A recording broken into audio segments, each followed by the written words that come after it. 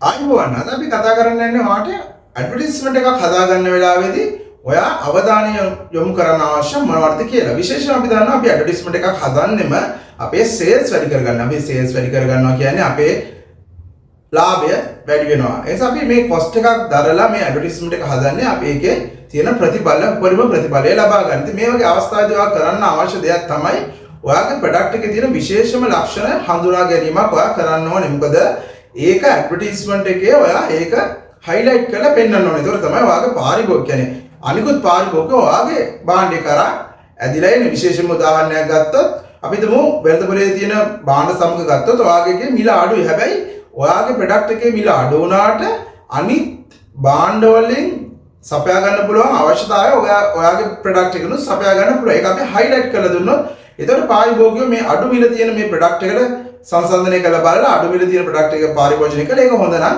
දිගටම පාරිභෝජනය කරන්න පෙළඹෙනවා. ඒ වගේම තමයි අපි හිතමුකෝ මාකට් එකේ තියෙනවා තවත් ඔයාගේ ප්‍රොඩක්ට් එක වගේම ක්වොලිටි ප්‍රොඩක්ට්. ඔයාගේ ප්‍රොඩක්ට් එකේ මිල අඩුයි. ඒ වගේම ක්වොලිටි එකත් හොඳයි.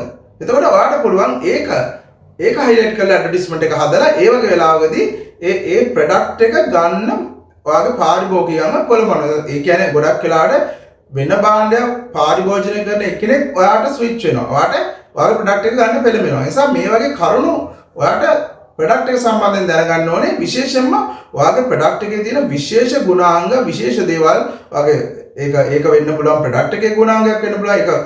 ඒක නැත්නම් එයා පරිභෝජනය කරන එකේ විශේෂ දෙයක් වෙන්න පුළුවන්. ඔයාගේ process එකේ වෙන්න පුළුවන්.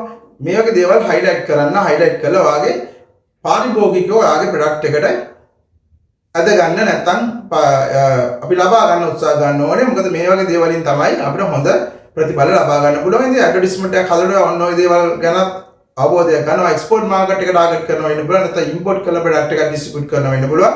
මේ දේවල් ඔයා හරියටම දැනගෙන ඇඩ්වර්ටයිස්මන්ට් එක හදලා ඔයාගේ ක්ලයන්ටේල් එක වැඩි කරගන්න උත්සාහ ගන්න. ඉතින් මේවැනි යාවත් කාලන තොරතුරු ලබා ගන්නවට අපේ channel එක subscribe කරන්න. අපි හැමදාම අලුත් තොරතුරු ගෙනලා දෙනවා. අලුත්ම අප්ඩේට්ස් ගෙනලා දෙනවා. ඒ නිසා අපේ channel එක subscribe කරන්න කියලා ආරාධනා කරනවා. විශේෂ දැනගන්න තියෙනවා නම් පැහැදිලිවම කමෙන්ට් කරන්න. එතකොට අපි මේ සම්බන්ධයෙන් වීඩියෝත් හදනවා. ඉතින් මෙවැනි තොරතුරු ලබා ගන්න නැත්නම් දැනගන්න subscribe කරන්න කියලා නැවතත් ආරාධනා කරනවා. අපේ social media follow කරන්න කියලා ආරාධනා කරනවා.